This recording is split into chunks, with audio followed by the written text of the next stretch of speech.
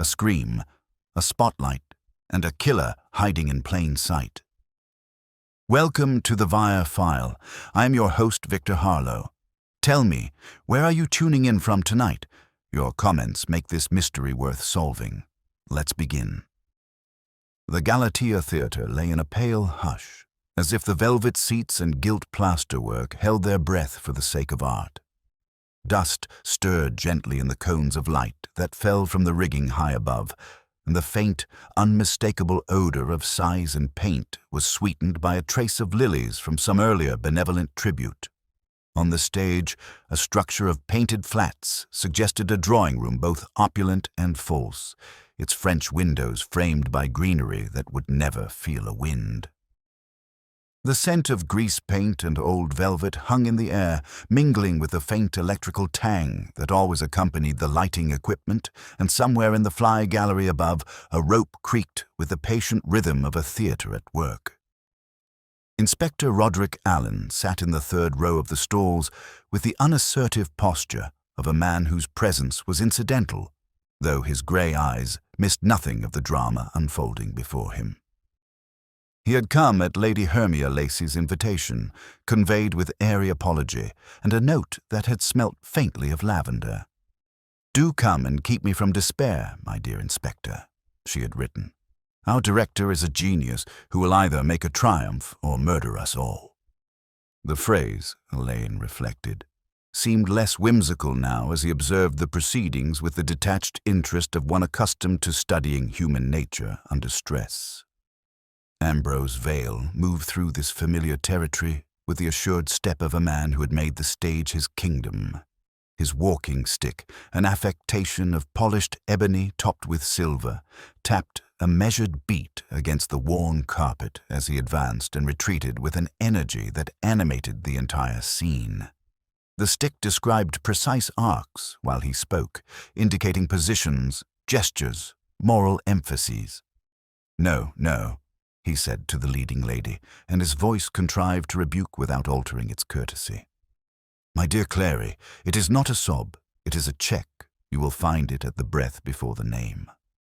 Clary Dane, who was beautiful in a careful fashion and wore her hair like a crown she had earned, stood with one hand on the mantel and looked at him with a composed patience that could not entirely conceal the tightening at her mouth.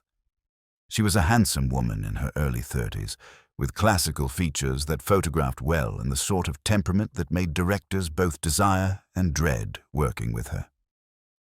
"If I check any further, Mr. Vale," she said, her voice carrying just enough edge to suggest that any further restraint might prove impossible, "I shall come to a full stop." Behind her, Lionel Safford, whose dignified face would have adorned a Roman coin, smiled with the weary tolerance of a man who had survived 30 years of theatrical temperament.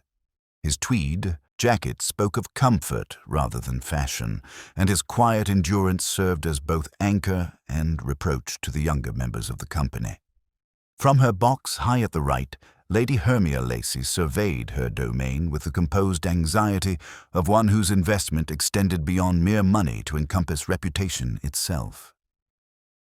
A young man who resembled her rather as a sapling resembles an old cedar sat behind her and tapped a silver pencil against his knee.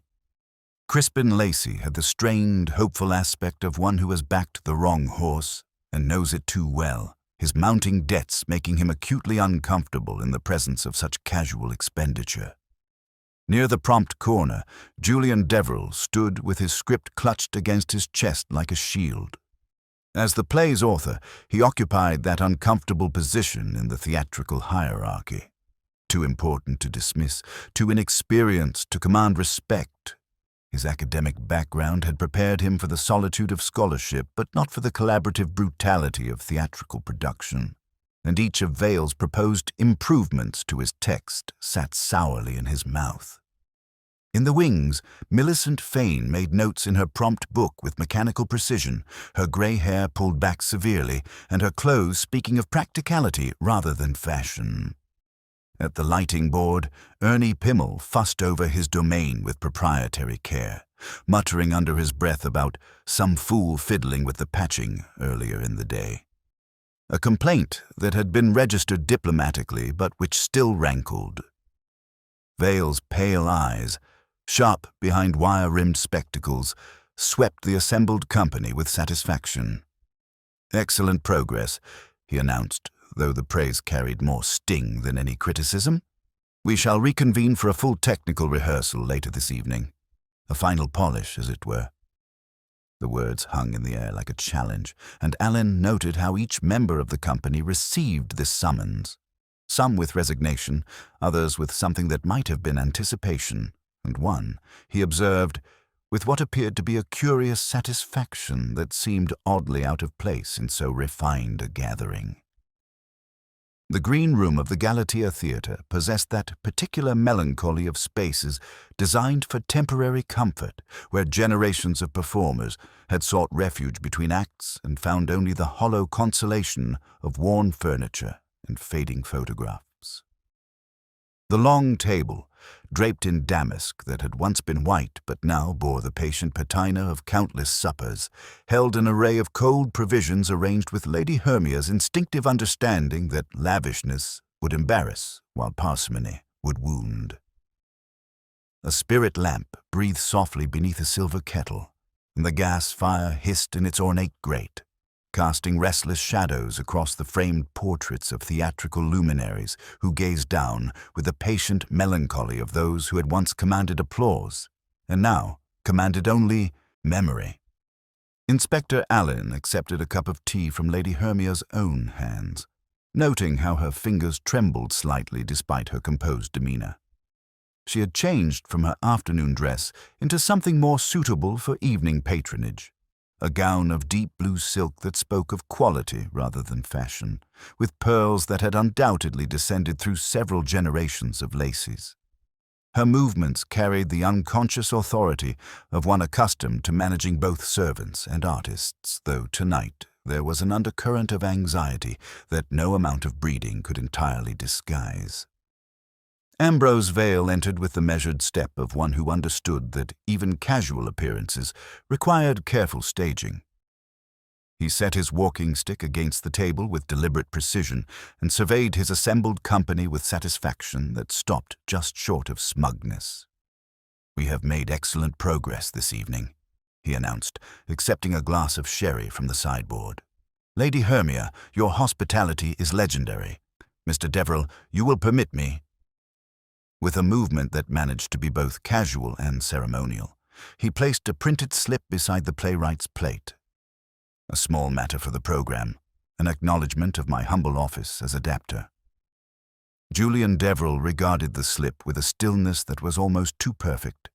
His hand, Alleyn observed, tightened imperceptibly upon his napkin, a gesture so economical as to be nearly invisible.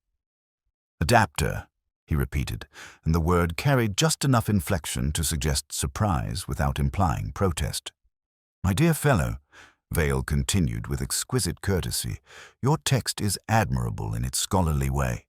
The exigencies of theatrical production require certain modifications.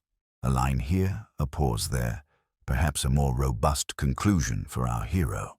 The program will read, adapted by Ambrose Vale from the work of Julian Deverell. Most appropriate, I believe, given the considerable shaping the material has undergone."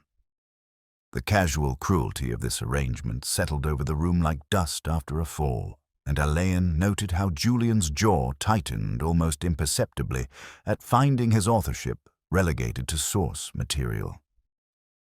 Near the mirror, framed with electric bulbs, Clary Dane sat removing her stage makeup with the methodical care of long practice.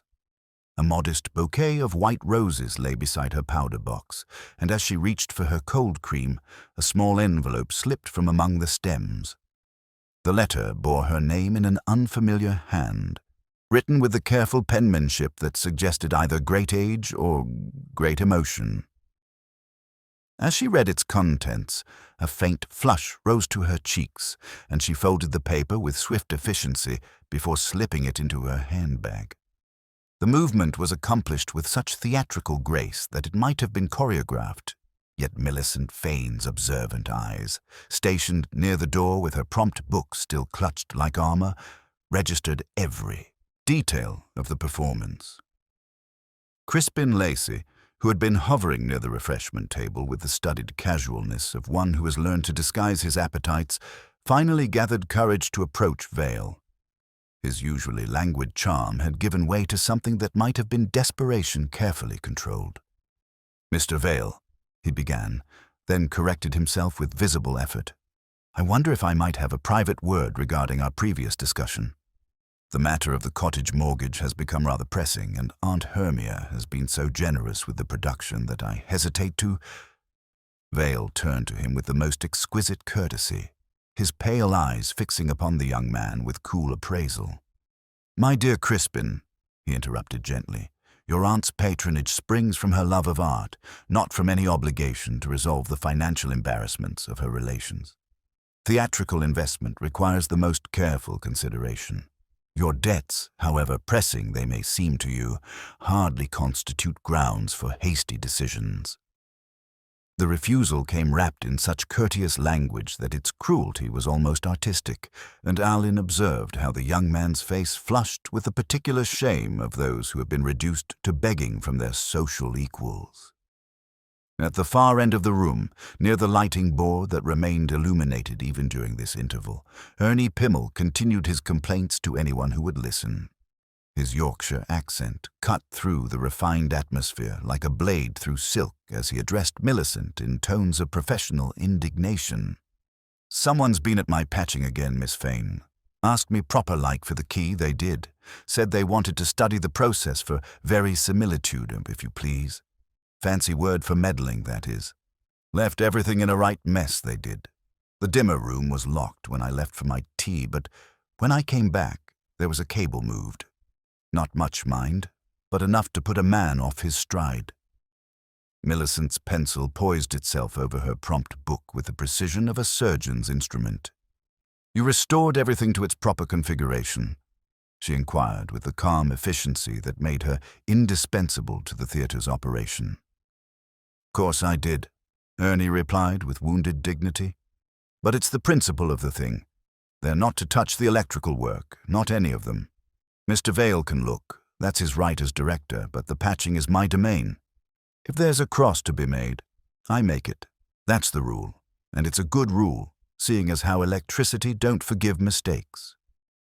Lionel Safford, whose earlier humiliation seemed to have left no outward trace, sat quietly by a potted palm with a glass of mineral water, observing the various interactions with the detached air of one who has witnessed similar human follies across 3 decades of theatrical life. His dignity remained formidable, a bulwark against the petty tyrannies of the stage, though Alleyn detected something watchful in his manner, as if he were cataloguing grievances for some future reckoning. Vale rose abruptly, his walking stick tapping against the worn carpet with renewed authority. The sound, though soft, commanded immediate attention from every corner of the room. "Ladies and gentlemen," he announced, his voice carrying the particular resonance that marked him as a man accustomed to being obeyed, "we shall reconvene at 11 for our technical rehearsal. There are several details requiring attention, lighting effects chiefly, and 1 or 2 matters of timing that demand precision." His eyes moved from face to face with proprietorial satisfaction, though Alleyn noted that not every expression reflected appropriate enthusiasm. "It will be our final polish before tomorrow's triumph. I trust I may count upon your complete cooperation." The summons hung in the air with the weight of imperial decree, and the company accepted it with the resignation of those who have learned that resistance to theatrical tyranny is both futile and professionally dangerous. Lady Hermia murmured her acquiescence with gracious necessity, while Julian folded the program slip into his script with movements of exact precision. Clary gathered her gloves and roses, her mysterious letter safely concealed, and Crispin retreated to his corner with the defeated air of a supplicant dismissed. As the gathering began to disperse, Alleyn set down his teacup and allowed his gaze to drift across the faces of the company. Each held a secret resentment or wounded pride that Vale, in his imperious fashion, had either ignored or actively cultivated. The theatre, he reflected, was indeed a crucible where human emotions were refined to their essence, often to a dangerous degree. Somewhere above them, a rope creaked with the patient rhythm of a building at rest, and the sound carried an oddly ominous quality, as if the very structure of the Galatea were preparing for a performance more final than any its boards had yet witnessed. The Galatea Theatre after 11 o'clock possessed that particular quality of professional intimacy found only in playhouses stripped of their social pretensions. The house lights had been reduced to a mere whisper, leaving the stage bathed in the harsh, unforgiving glare of working lamps that revealed every seam in the painted flats and every worn patch in the stage carpet. The gilt cherubs adorning the proscenium arch seemed to withdraw into shadow, their painted smiles rendered melancholy by the stark illumination, while above in the fly gallery ropes hung like dormant serpents waiting for their cue. The air carried the metallic tang of electrical equipment working at capacity, punctuated by the faint, persistent hum that marked a theatre's mechanical heartbeat. Inspector Alleyn had positioned himself in the wings, stage left, where the shadows afforded him an unobtrusive vantage point from which to observe the evening's final act. The company had reassembled with the weary resignation of professionals summoned to one last duty, their earlier social masks replaced by the focused concentration that serious theatrical work demanded. At her prompt corner, Millicent Fane stood with military precision, her script open and pencil sharpened to a ruthless point, while high above on the lighting bridge, Ernie Pimmel fussed over his domain with the proprietary care of a man whose equipment had been tampered with and who trusted no one to remedy the violation. Ambrose Vale moved through this familiar territory with renewed energy, his walking stick serving now as conductor's baton rather than mere affectation. He had left the instrument propped against the stage pillar while he ascended the narrow iron stair to the lighting bridge, his pale eyes surveying his kingdom from that elevated position with satisfaction that bordered on the imperial. "We shall execute the storm sequence with mathematical precision," he announced, his voice carrying clearly through the acoustically perfect space. "The effect must build gradually, distant thunder, then lightning, and finally the blackout. Mr. Pimmel, you will follow my signals exactly, and there will be no deviation from the established sequence." The electrician's response came tight with wounded professional pride. "I have it, sir, though I must say again that someone's been at the patching. The circuits aren't as I left them this afternoon, and if there's a fault in the timing—" His words were cut short by Vale's imperious gesture, a movement that dismissed both the concern and the man who voiced it with aristocratic disdain that spoke volumes about the director's opinion of subordinate expertise. Julian Deverell occupied a seat in the front row of the stalls, his script open before him and a pencil moving with academic precision as he made notes in the margins. His scholarly habits seemed oddly at variance with the theatrical chaos surrounding him, and Alleyn observed how the playwright checked his pocket watch with mechanical regularity, as if timing each sequence against some internal schedule. The man's face bore the composed expression of one who had learned to mask disappointment, though his grip on the pencil suggested emotions held under careful control. Lady Hermia maintained her vigil in the dress circle box, her nephew Crispin beside her in attitudes of aristocratic endurance. The evening's social pleasantries had given way to the serious business of theatrical production, and both maintained the patient attention that their considerable investment demanded. In the wings opposite Alleyn's position, Clary Dane and Lionel Safford waited with professional focus, absolute, despite the late hour, and the accumulated tensions of the day. "Positions for the blackout sequence," Vale commanded from his perch, his voice carrying a note of challenge as if daring his subordinates to fail in their execution of his vision. "This must be accomplished with absolute precision. The storm builds, the lights fade to nothing, complete darkness for a count of 10, then the lightning effect. There must be no error, no hesitation, no compromise with the artistic vision." The theatre began its transformation as the working lights dimmed and the storm effects commenced with distant thunder that seemed to emanate from the very bones of the building.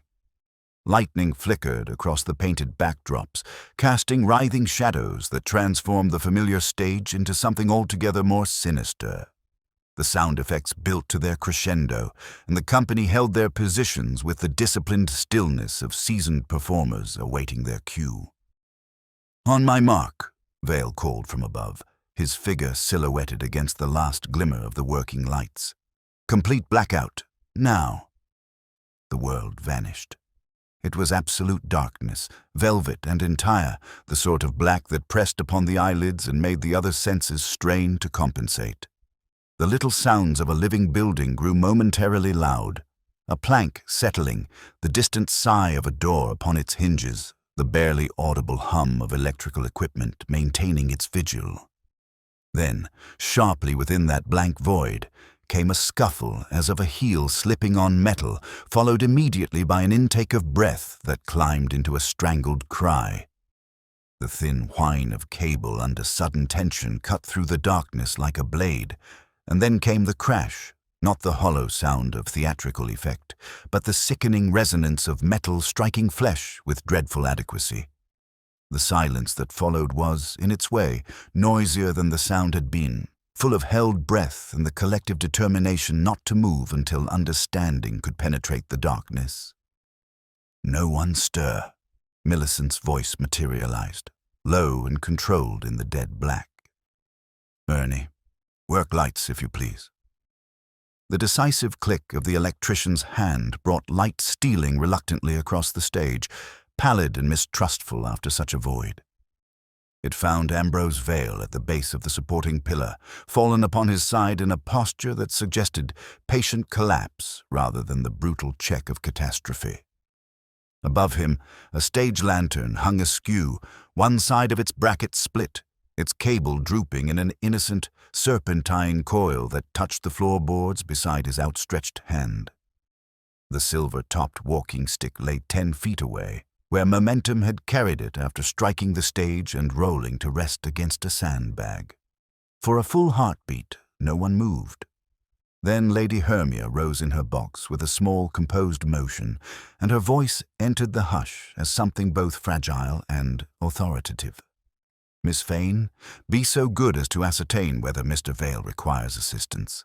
No one else is to approach him. Mr. Pimmel, disconnect anything that ought to be disconnected." Millicent crossed to the fallen figure and knelt with the practicality of long habit. She did not touch, but leaned close, her face maintaining its professional composure even as understanding dawned. "He's quite still," she said carefully. "I believe he does not appear to be breathing." Lionel Safford advanced 2 measured steps and checked himself, his hands tremulous before he folded them with ceremony. "If I might observe," he said, almost to himself, but projecting the words into the general silence, "accidents do not behave so tidily." The veteran actor's eyes had already catalogued the inconsistencies that marked this as something more sinister than theatrical mishap. Clary Dane, who had neither cried out nor moved during the crisis, now advanced 1 measured pace. Her color had left her entirely, and the small envelope she still clutched from the evening's earlier correspondence looked absurdly domestic against the backdrop of tragedy. She glanced once at Lady Hermia, received the slightest inclination of the head in response, and withdrew again to her position as if a cue had been given and received. Ernie stood back from his lighting board, as if the instruments themselves had taken on a suspicion of malevolent life. "Everything's dead, my lady," he said in a voice not quite steady. "There's nothing live anywhere." He avoided looking upward at the askew lantern as a man might avoid meeting an accusing eye, and the air about the pillar held a faint, acrid taint, the ghost of something burnt that did not belong among warm ropes and old timber. Lady Hermia's hand went to her pearls and remained there, a gesture of unconscious comfort that spoke to the gravity of the situation. "Miss Fane," she said very quietly, "the front doors are to be secured and the stage door kept by Tom. Permit no one to leave the building. Send word to Scotland Yard immediately. Ask that they send someone from the Criminal Investigation Department. We shall remain exactly as we are until they arrive." They arranged themselves slowly, like figures settling into a tableau that none had rehearsed. The theatre, accustomed to noise and command, took on a curious decency of quiet, broken only by the persistent electrical hum and the faint creak of rigging adjusting itself to the building's natural movement. Crispin Lacey appeared at his aunt's shoulder, pale and, for once, bereft of his usual languid observations. On the stage, the cable lay in its docile curve beside Vale's hand, and the work lights made a dull sheen upon the metal of the lantern's damaged housing. Alleyn stepped forward from his position in the wings, his movement so quiet and natural that it seemed he had materialized from the shadows themselves. His grey eyes took in the scene with the trained observation of one accustomed to reading the stories that violence left behind, noting details that would matter greatly in the hours to come, the precise angle of the fallen lantern, the distance the walking stick had traveled, the faint scorch marks on the metal housing that spoke of electrical discharge rather than simple mechanical failure. High above them, something loose in the rigging adjusted itself and uttered a whisper like a shiver.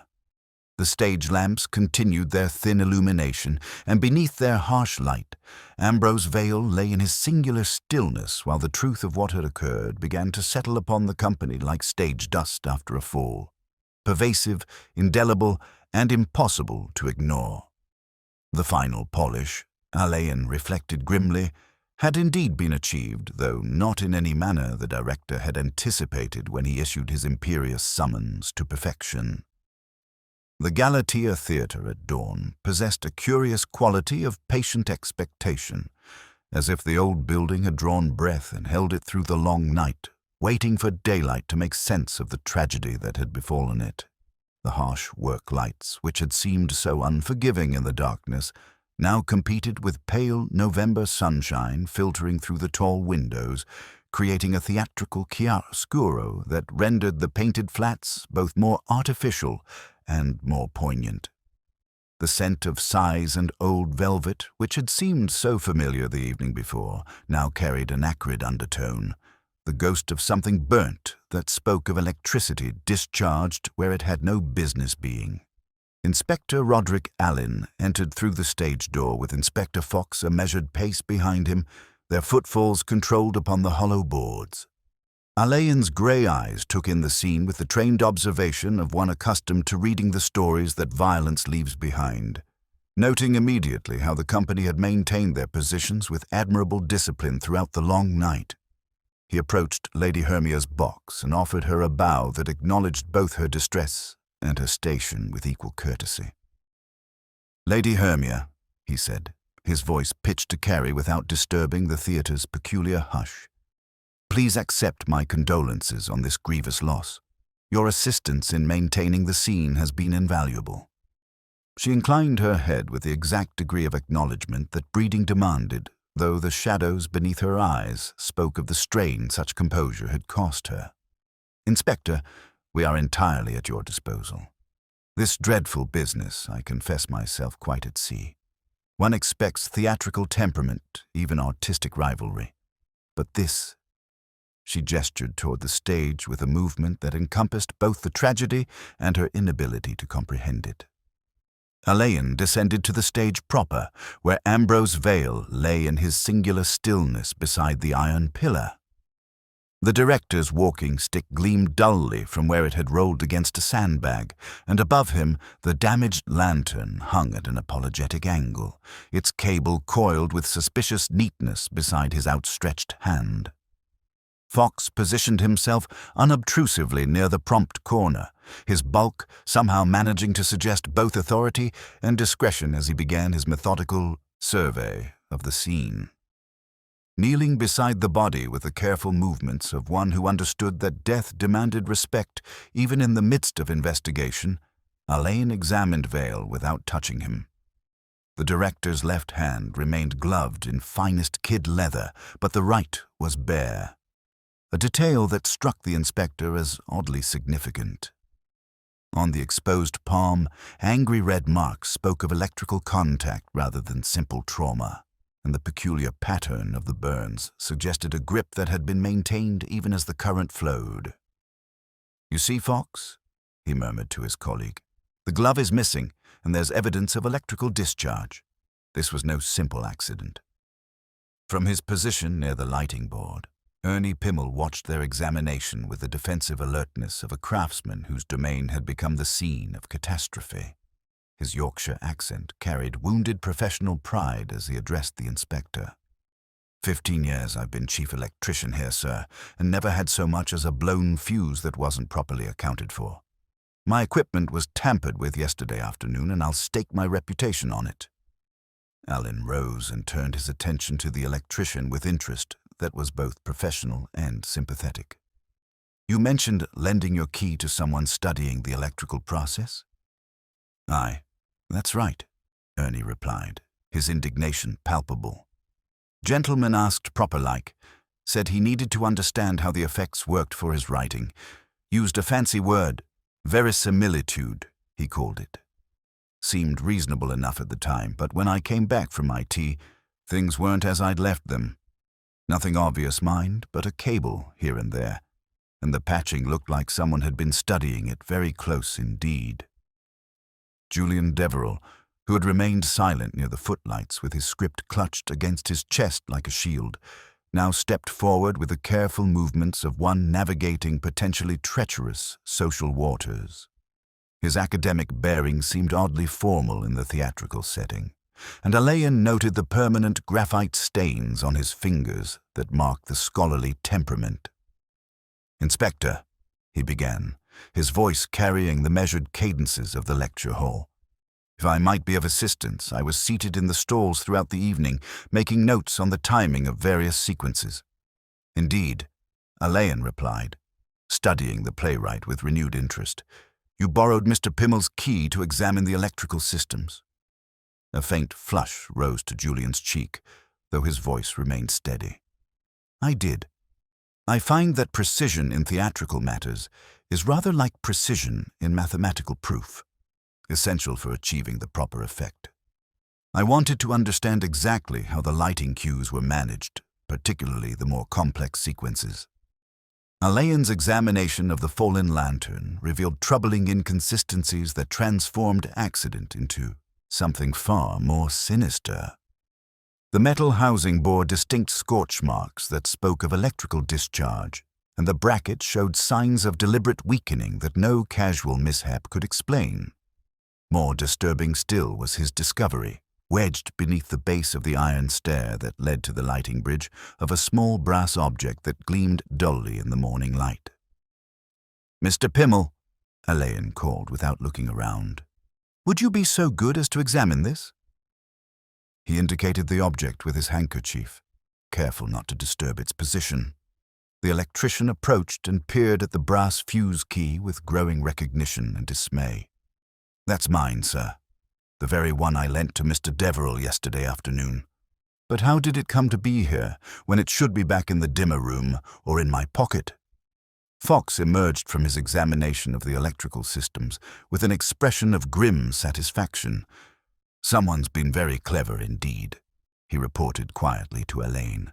"The earth wire on the lantern circuit has been severed and reconnected with a loop of bare conductor, disguised under rigging tape. When energized, it would have turned the entire lantern housing into a deadly trap. Death would have been instantaneous."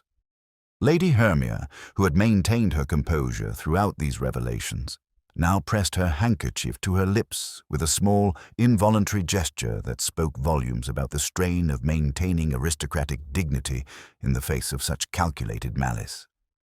"You mean to say," she asked in a voice barely above a whisper, "that someone deliberately, that this was not an accident at all?" Alleyn's grey eyes swept the assembled company with renewed attention, noting how each received this confirmation of murder with reactions that ranged from shock to something that might have been relief at having suspicions confirmed.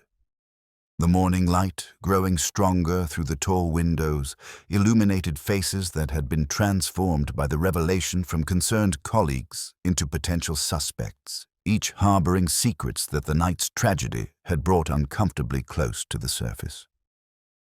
I'm afraid the evidence is quite conclusive, Lady Hermia, Alleyn replied with gentle authority. Mr. Vale was murdered by someone with intimate knowledge of both theatrical procedure and electrical systems. Someone who could move freely about the theatre and who understood exactly when and how to strike. He paused, allowing the weight of this revelation to settle upon the company like stage dust after a fall. The performance, it would seem, has only just begun. Millicent Fane, who had remained at her prompt corner throughout the proceedings, now stepped forward with a small, precise movement that drew attention to a detail Alleyn had not yet noticed. On her immaculate cue sheets, beside a neatly penciled notation, was the faintest grey smear, the sort of mark an over-sharpened pencil point might leave when drawn across paper against the writer's intention. The mark was small, almost insignificant, yet in the context of Julian's graphite-stained fingers and his admitted presence in the electrical systems, it took on a significance that was anything but trivial.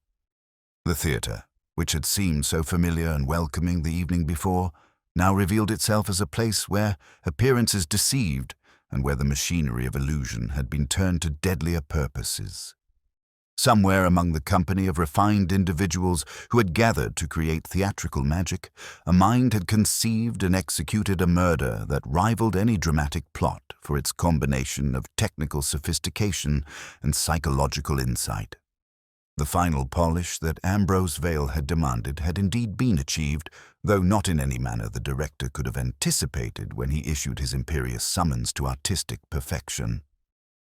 The morning light that entered through the tall windows of the Galatea Theatre's rehearsal room possessed that particular quality of institutional pallor, democratic in its revelation of details that evening's kinder shadows might have concealed. The room itself bore the shabby gentility common to theatrical spaces not intended for public scrutiny. Worn carpet that had once been burgundy, chairs upholstered in horsehair that pricked through faded damask, and a gas fire that wheezed with the persistence of advanced age. Upon the mantelpiece, sepia photographs of former productions gazed down with the melancholy of expired triumphs, while a tea service of modest china waited with patient readiness to provide what comfort it could to those who might require it.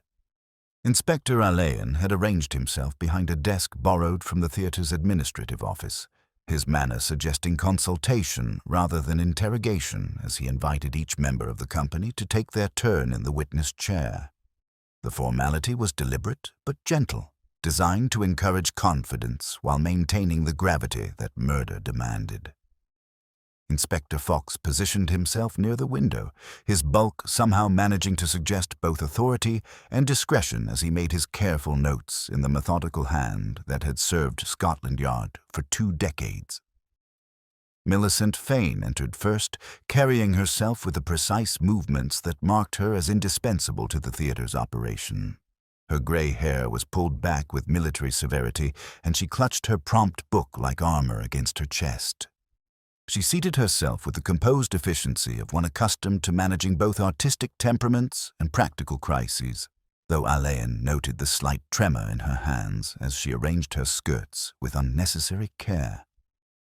"Miss Fane," Alleyn began, his voice pitched to encourage rather than intimidate, "your account of last evening's events has been most comprehensive.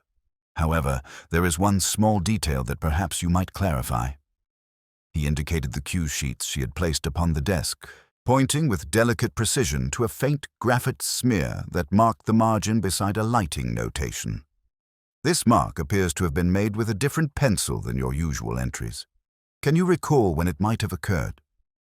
Her composure faltered almost imperceptibly, a hesitation so brief that only trained observation might have detected it. "I cannot account for it, Inspector. My pencil point was properly sharpened throughout the evening, and I made no corrections to that particular cue. The mark is quite foreign to my usual practice."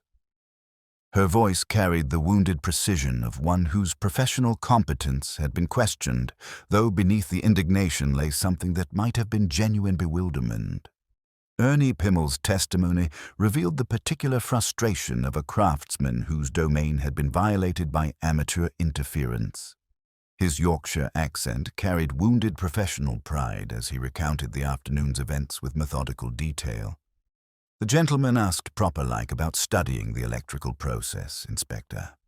Said he needed to understand it for verisimilitude. Fancy word that, but he seemed to know what he was about. Left everything neat enough, or so it seemed at first glance. Yet you mentioned that things weren't quite as you'd left them, Alleyn prompted with gentle persistence. Aye, that's right. Nothing obvious, mind, but a cable here and there, and the patching looked like someone had been studying it very close indeed. Ernie's weathered face creased with the effort of precise recollection. I never left my post from 10:30, sir. Not from then till after. Well, after. But when I went to check my equipment this morning, I found this. He produced a cigarette stub, still faintly aromatic. Someone had been smoking in my dimmer room, and it wasn't me. I don't touch the things.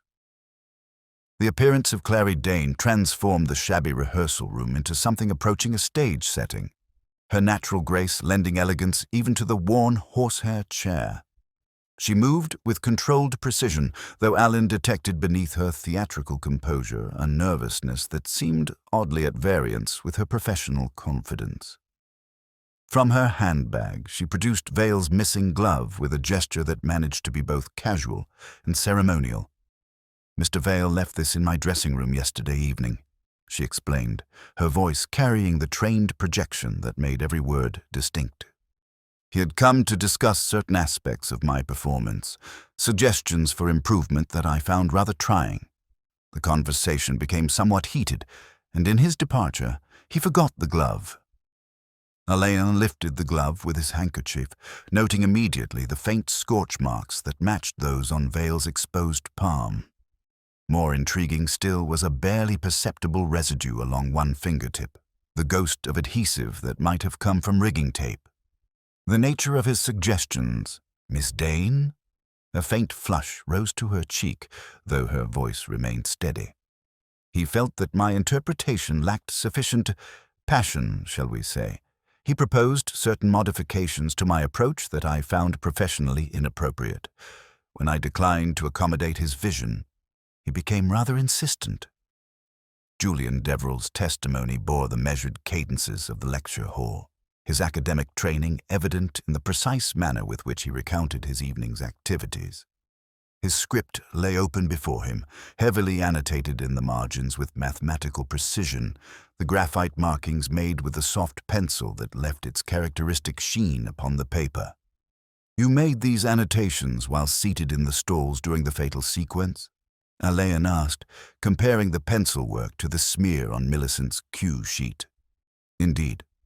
I find that precision in theatrical matters is rather like precision in mathematical proof, essential for achieving the proper effect. I was particularly interested in the storm sequence as it represented the climactic moment of the drama. His voice carried no trace of self-consciousness, though Alleyn observed how his grip tightened imperceptibly upon his pencil as he spoke. And the fuse key you borrowed from Mr. Pimmel. I returned it to his dimmer room as promised, Inspector. At least I intended to. The electrical systems proved more complex than I had anticipated, and I may have been somewhat distracted by the technical intricacies. Julian's academic precision wavered slightly, suggesting that his memory of the key's return was less certain than his scholarly temperament preferred to admit. Lady Hermia's interview revealed the particular strain that genteel poverty imposed upon aristocratic dignity. Her admission that the theatre's financial survival depended entirely upon Vale's reputation came wrapped in euphemisms that could not entirely disguise the stark reality of her situation. One invests in art for its own sake, Inspector, but practical considerations cannot be entirely ignored. Mr. Vale's name upon the program represented a certain guarantee of quality that attracted both audiences and additional patronage. Crispin Lacey's shameful confession of his mounting debts and his unsuccessful appeal to Vale for assistance painted a picture of a young man whose privileges had not prepared him for financial responsibility. His admission that he had dozed in his box during the crucial moments carried the particular mortification of one whose weakness had been exposed at the worst possible moment. I fear I'm not made for late hours, Inspector. The wine and theatrical warmth proved rather soporific, and I confess to having missed the actual sequence entirely.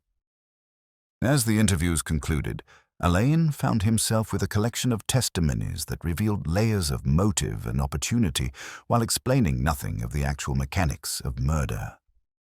Each member of the company harbored grievances against Vale that ranged from professional humiliation to personal violation, yet the technical knowledge required for such an elaborate crime seemed to point in a direction that conventional motive could not entirely illuminate. Fox gathered his papers with methodical care, his notes recording not merely facts, but the subtle patterns of human behavior that murder invariably disturbed. The graphite smear on Millicent's cue sheet, the adhesive residue on Vale's glove, the misplaced fuse key, and the unauthorized cigarette in the dimmer room, each detail spoke of careful planning and intimate knowledge of the theater's operations. The rehearsal room, which had seemed so ordinary in the morning light, now held the accumulated weight of secrets and resentments that transformed its shabby gentility into something more sinister. Alleyn reflected upon the curious mathematics of theatrical crime, how passion and precision might combine to create a performance more deadly than any the Galatea's boards had ever witnessed.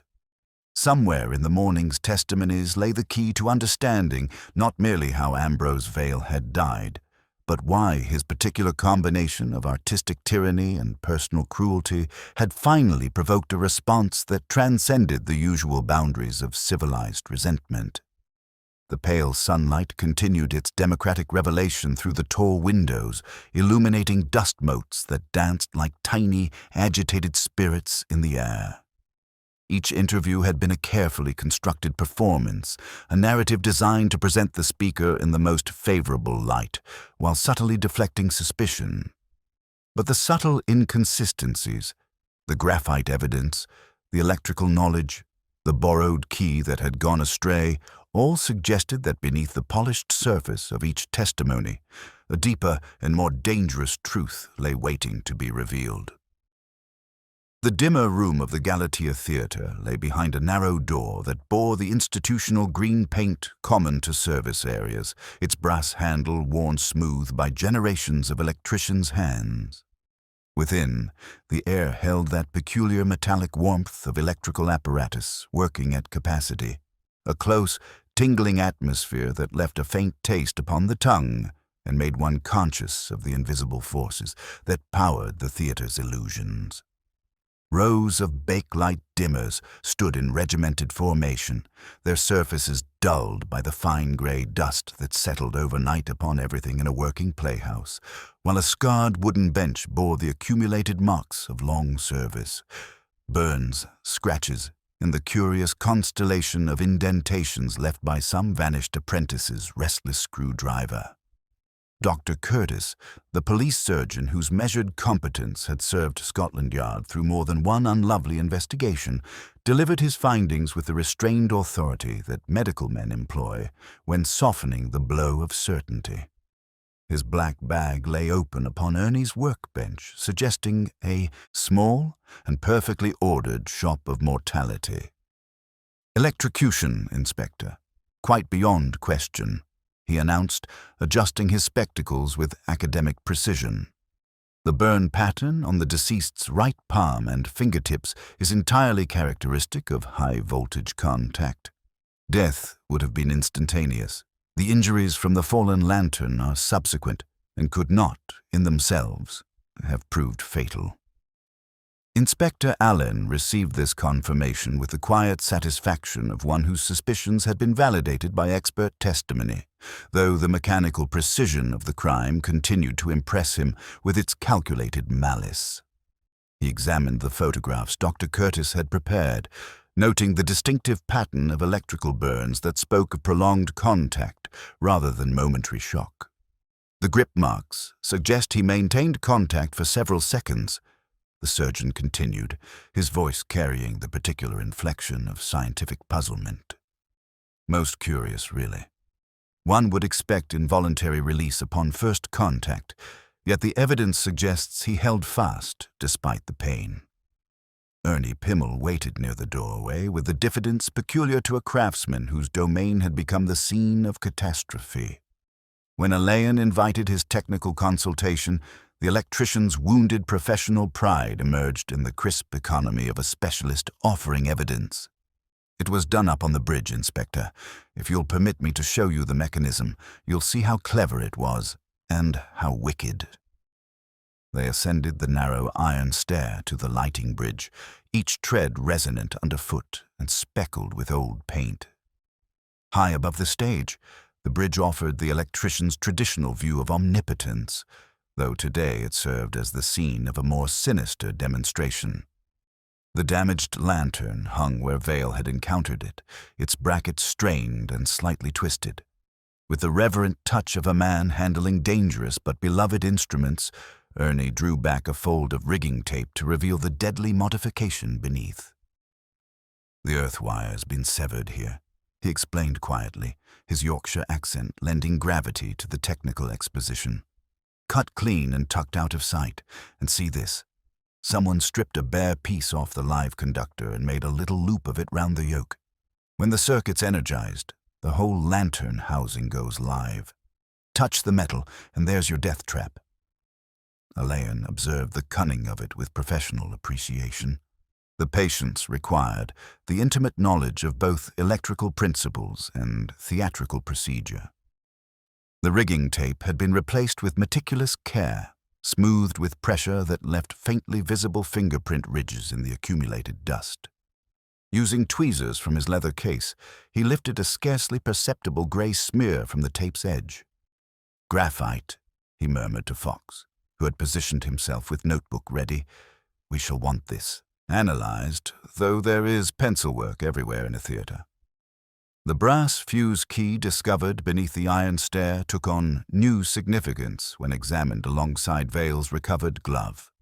Both items bore traces of the same adhesive residue, suggesting a connection between the borrowed key and the victim's final moments. More intriguing still was the faint graphite deposit on the glove's forefinger, the characteristic mark of a soft pencil, the sort favored by scholars and writers for its smooth flow across paper. "The terminology troubles me, Fox," Alleyn observed as they descended from the bridge. "Tom mentioned that the gentleman who requested access asked for directions to the electric bridge. No theatrical professional would use such a phrase. They would speak of the lighting bridge, or simply the bridge. Electric bridge suggests someone with theoretical knowledge attempting to sound authoritative while betraying their amateur status.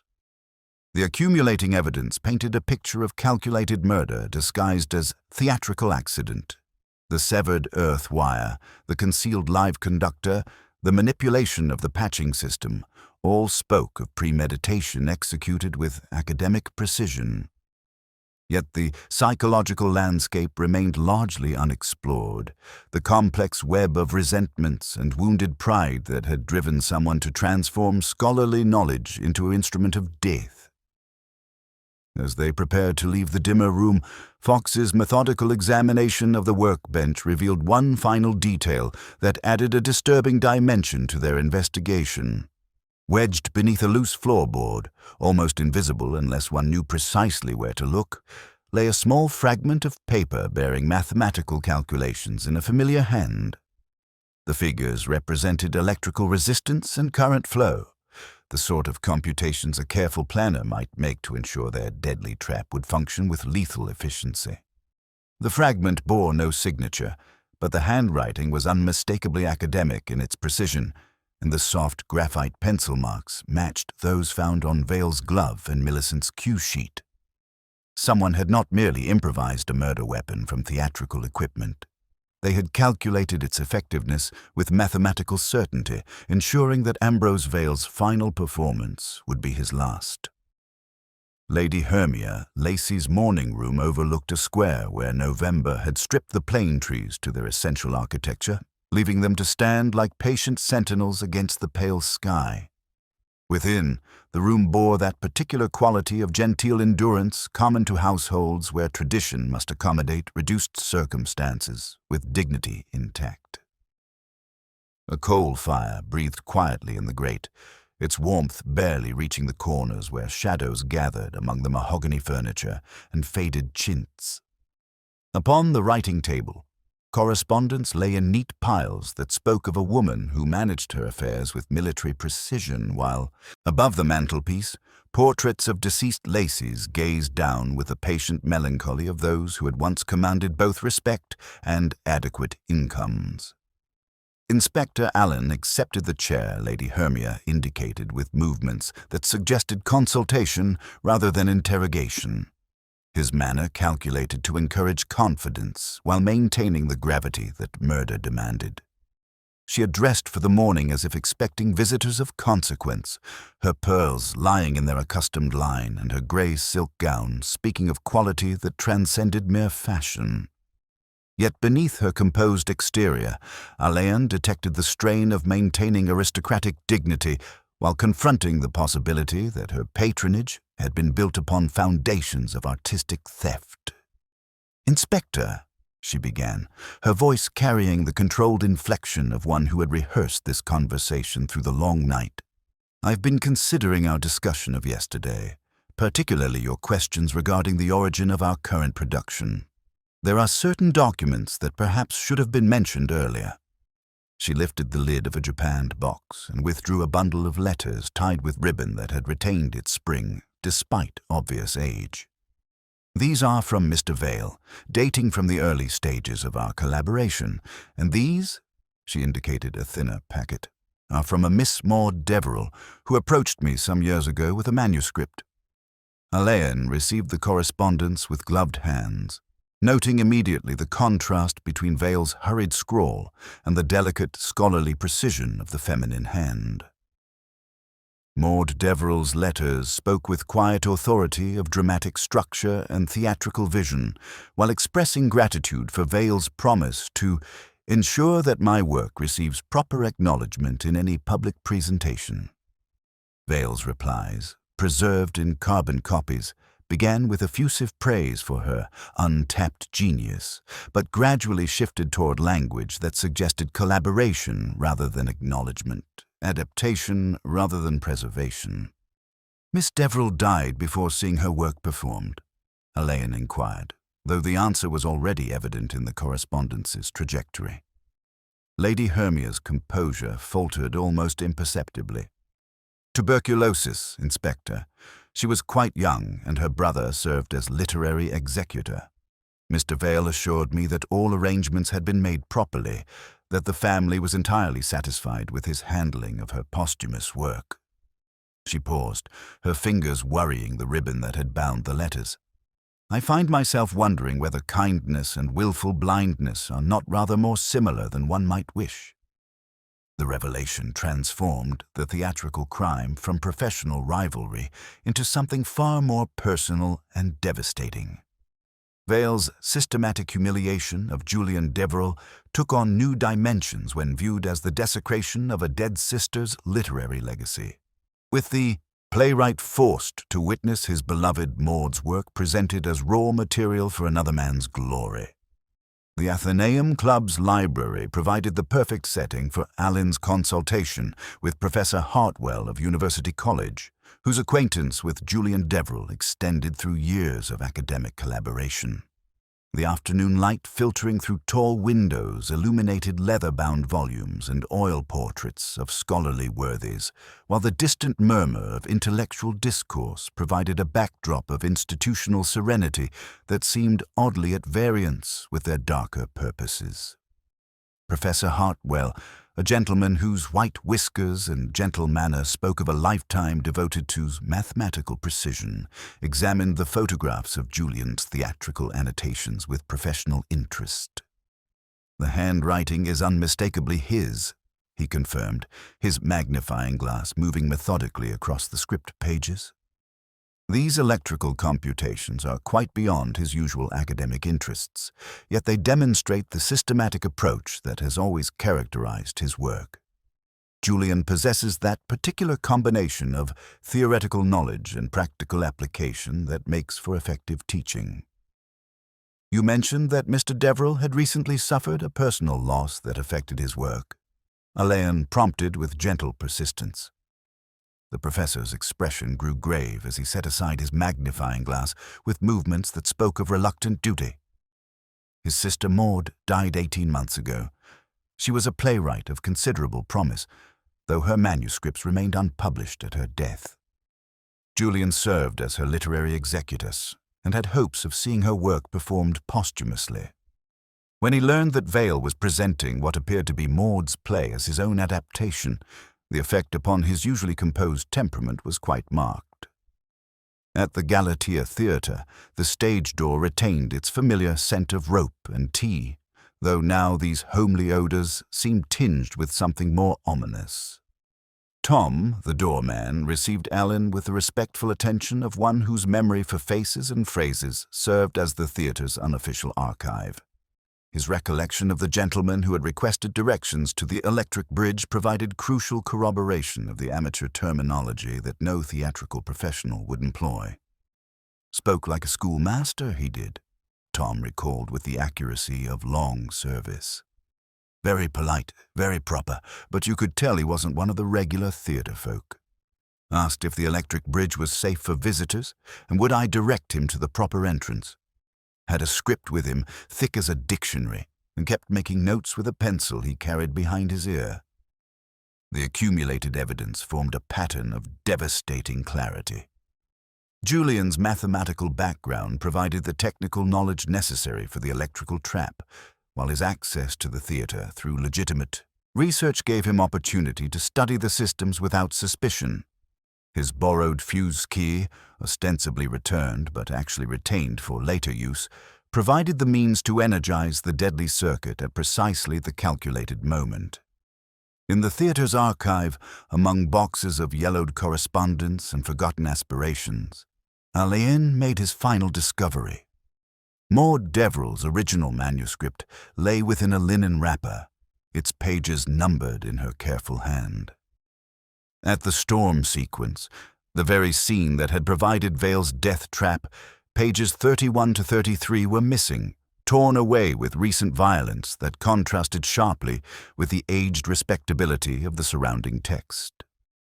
Millicent Fane, summoned to explain the manuscript's custody, stood with her prompt book clutched like armor against her chest. That manuscript has been in my charge since Mr. Vale brought it from Lady Hermia's office, she stated with wounded precision. I do not lend it. If anyone has removed pages, they have done so without my knowledge or consent. Alleyn replaced the linen wrapper and retied its tape with movements that concealed the significance of his discovery. The missing pages represented more than mere evidence. They were the heart of Maud Deverell's dramatic vision, the climactic scene that her brother had seen transformed into the instrument of Vale's destruction. The theft of those pages, whether for sentimental preservation or incriminating concealment, spoke to a mind that understood both the technical requirements of murder and the emotional necessity of preserving his sister's literary legacy. As the afternoon light faded through the archive's grimy windows, Alleyn reflected upon the curious mathematics of literary crime. Julian Deverell had approached murder with the same systematic methodology he brought to mathematical proof, reducing the complex problem of eliminating Ambrose Vale to its essential elements and executing the solution with academic thoroughness. The playwright, who had seen his sister's work stolen and his own contributions dismissed, had finally authored a drama of his own, one whose final act remained to be performed. The evidence pointed toward a scholar's methodical revenge, executed with the precision that marked Julian's approach to both mathematics and theatrical research. Yet the psychological landscape that Professor Hartwell's revelations illuminated suggested depths of grief and betrayal that transformed calculated murder into something approaching tragic necessity. Somewhere in the scholarly quiet of the theatre's archive, the truth of Maud Deverell's stolen words waited to be restored to their rightful place, while her brother faced the consequences of the deadly performance he had staged in her memory. The Galatea Theatre in the evening hours possessed that particular gravity of a courtroom awaiting verdict, its familiar spaces transformed by the weight of impending revelation. The working lights cast their unforgiving illumination across the stage, revealing every seam in the painted flats and every worn patch in the carpet that daylight's kinder shadows might have concealed. The gilt cherubs adorning the proscenium arch seemed to lean inward with anticipation, their painted smiles rendered solemn by the harsh glare, while the empty auditorium stretched away in rows of silent witnesses to what promised to be the final act of a drama none had anticipated when the curtain first rose. Inspector Alleyn moved through this familiar territory with the measured precision of a director staging his most crucial scene. He had requested the company's return, not for artistic purposes, but for a demonstration that would illuminate truth through the very mechanisms that had concealed it. At her prompt corner, Millicent Fane stood with military bearing, her script open and pencil sharpened to its customary point, though tonight her usual composure carried an undercurrent of tension. High above on the lighting bridge, Inspector Fox occupied the position that Ambrose Vale had claimed as his final vantage point, while Ernie Pimmel waited at his board with the wounded dignity of a craftsman whose domain had been violated. Julian Deverell took his accustomed seat in the front row of the stalls, his heavily annotated script open before him and his soft graphite pencil resting between fingers that bore the permanent stains of scholarly habit. His academic bearing seemed oddly formal against the theatrical backdrop, and Alleyn observed how the playwright arranged his materials with the methodical precision that marked all his endeavors. Lady Hermia maintained her vigil in the dress circle box, her nephew Crispin beside her in attitudes of aristocratic endurance, while Clary Dane and Lionel Safford positioned themselves in the wings with professional focus that could not entirely mask their growing unease. "We shall recreate the storm sequence exactly as it occurred," Alleyn announced, his voice carrying clearly through the acoustically perfect space. "Each person will maintain their position and execute their movements precisely as they did on the fatal evening. However, I've taken the liberty of making one small modification to the electrical arrangements, a minor alteration to the patching that should prove instructive to those familiar with such systems." The reconstruction began with meticulous attention to detail, each lighting cue executed exactly as it had been 2 nights previous. The theater began its transformation as the working lights dimmed and the storm effects commenced with distant thunder that seemed to emanate from the very bones of the building. Lightning flickered across the painted backdrops, casting writhing shadows that transformed the familiar stage into something altogether more ominous.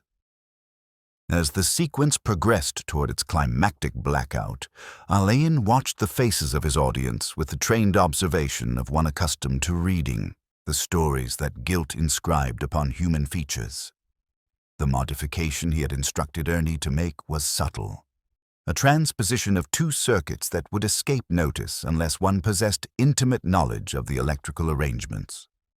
As the lights approached their final fade, Julian's reaction was both instantaneous and involuntary. His head came up with the startled alertness of one who had detected an anomaly in a familiar pattern, and his grip upon his pencil tightened until the soft graphite point snapped with an audible crack. "You observe something amiss with the electrical sequence, Mr. Deverell?" Alleyn inquired with gentle authority, his grey eyes noting how the academic composure had given way to something approaching alarm. Julian's voice, when he found it, carried the strained quality of one whose carefully constructed defenses had been breached. "I merely noted that the secondary circuit appeared to be energized when it should remain dormant during the blackout sequence. Such an arrangement could prove extremely hazardous to anyone working near the affected equipment." The admission hung in the air like stage dust after a fall, and Alleyn allowed its implications to settle upon the company before continuing. "Indeed, your observation demonstrates a remarkably precise understanding of the electrical systems for someone whose primary interest lies in dramatic structure. Tell me, during your study of the patching arrangements with Mr. Pimmel's key, did you perhaps make notes of the circuit configurations?" A faint flush rose to Julian's cheek, though his voice remained steady. I find that precision in technical matters is rather like precision in mathematical proof, essential for achieving the proper effect. I made certain annotations for my own reference, nothing more. Millicent Fane stepped forward from her prompt corner with a movement so precise it might have been choreographed. "Inspector," she said quietly, "there is something that perhaps should be mentioned. Those missing pages from Miss Maud Deverell's original manuscript. They were not stolen. They were given to me for safekeeping by Mr. Deverell himself, after he discovered that Mr. Vale intended to claim full authorship of the adaptation." The revelation transformed the nature of Julian's specialized knowledge from academic curiosity to something approaching literary justice. Alleyn reflected upon the terrible mathematics of scholarly revenge. How a mind trained in systematic analysis might approach the problem of eliminating Ambrose Vale with the same methodical precision it brought to dramatic structure or mathematical proof. "The storm sequence that provided Mr. Vale's death trap," Alleyn continued with quiet authority, "was taken directly from your sister's manuscript, the climactic scene that he had claimed as his own adaptation. There is a certain poetic justice in the method, is there not? The tyrant dies in the very act of exercising the power he had stolen from the dead." Julian's academic composure finally began to show its first cracks, though his response came wrapped in the measured cadences of the lecture hall. Maud's work deserved better than to serve as raw material for another man's vanity. She died believing that her words would find their proper home upon the stage, not as footnotes to Vale's theatrical ambitions. As the company absorbed the full implications of what had been revealed, Alleyn observed how each member processed the transformation of their colleague from mild academic to calculating murderer. The playwright, who had sat so quietly in the stalls, making his meticulous notes while a man died above him, had authored a drama of his own, one whose final act demanded the ultimate sacrifice from its unwitting protagonist. "The beauty of your method, Mr. Deverell," Alleyn concluded with the same gentle authority that had marked his entire investigation, "lay not merely in its technical sophistication, but in its perfect appropriateness to both victim and venue. You transformed the very instruments of theatrical illusion into agents of very real and very final justice." The stage lights continued their harsh illumination, and beneath their unforgiving glare, the truth of Maud Deverell's stolen legacy stood revealed. Her brother faced the consequences of the performance he had staged in her memory, while the theater that had witnessed so many fictional tragedies prepared to accommodate one final, irreversible act of very human and very calculated revenge. The curtain, Alleyn reflected with professional satisfaction, had finally fallen upon a drama that would be remembered long after the painted flats had crumbled and the gilt cherubs had lost their smiles to time and neglect. The Galatea Theatre at midnight possessed that profound stillness that comes only to playhouses after their final curtain, when the last echo of applause has faded and the building settles into its ancient bones with a sigh of completion. The auditorium lay half in shadow, the house lights lowered to a courteous dusk that flattered the gilt and crimson and made the empty rows seem complicit rather than indifferent. A single working light, carefully positioned upon the stage, cast its unforgiving illumination across the iron pillar and the hanging lantern above it, while the familiar mingled odors of dust, sighs, and old perfumes hung in the air like ghosts of performances past. Somewhere in the flies, a rope creaked once. A trifling sound, yet it seemed to be accepted by the building as unavoidable commentary. Inspector Roderick Alleyn stood center stage with the quiet authority of one who had finally assembled all the scattered elements of tragedy into their proper dramatic structure. He had asked for the company, and the company had come without fuss or prompting, Lady Hermia in her accustomed box, her profile pale and clear against the dark velvet, Crispin behind her, anxious to be useful and at a loss how to manage it. Lionel Safford, erect as a prayer book at a funeral.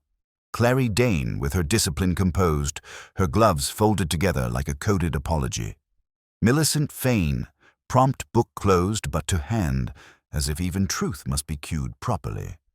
Ernie Pimmel with dignity restored by activity, and in the front row of the stalls, Julian Deverell with his script and pencil, propriety made visible. Inspector Fox waited unseen on the lighting bridge, while the theatre made a frame for them all. "Thank you," Alleyn said, his voice carrying unforced to the far corners. "We will not keep you longer than civility requires. I've promised Lady Hermia that our business this evening shall be conducted with discretion appropriate to this house." He moved slightly, so that the work light fell evenly upon his face. A man has been murdered by a device which married rather ingenious mechanism to a very exact understanding of habit. The instrument was a lantern made to carry a live charge. The occasion, a blackout. The subject, a director who liked to handle his own effects. The revelation unfolded with methodical precision, each piece of evidence presented like an actor taking their proper entrance. The earth wire was severed, the live conductor bared and looped about the yoke, the alteration disguised with rigging tape. The patching was adjusted so that, at the moment of total darkness, this circuit became what it had no right to be. We have the tape with its faint graphite smear, the glove with a trace of adhesive upon the forefinger, and the brass fuse key found beneath the stair.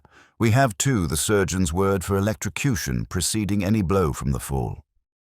Alleyn's grey eyes, rather kind, despite the gravity of his purpose, moved across the assembled faces with professional compassion. The manipulation required privacy and a pretext.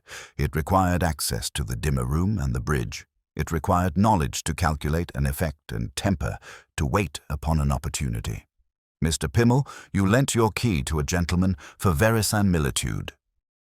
Tom, you directed the same gentleman to the electric bridge, a phrase no man of the theatre would use. In the dimmer room there remained a cigarette, though Mr. Pimmel does not smoke, and beneath a loose board a fragment of calculation concerned with current and resistance, set down in a careful academic hand. The silence in the house became something like an arrangement, profound and expectant.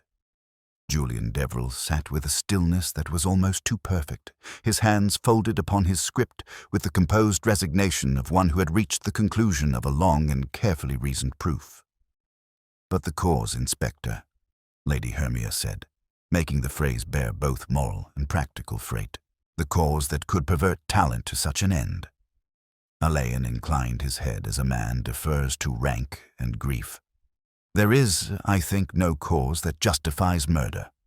There are injuries which a certain kind of mind will not endure.